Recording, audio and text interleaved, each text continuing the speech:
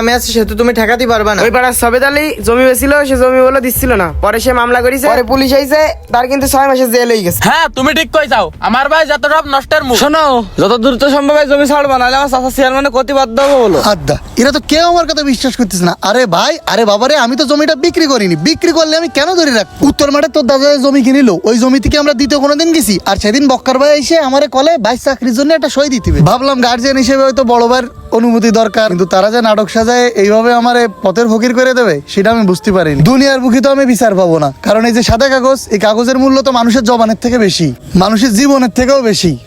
বিচার উপরে দেয়া থাকবে, আল্লাহ বিচার করবে তোমাকে। বক্কার ভাই যেমন ভাবিলাম তুমি তো তার চেয়ে ভালো পারফরমেন্স করেছাও। এই নাও বান্ডিল।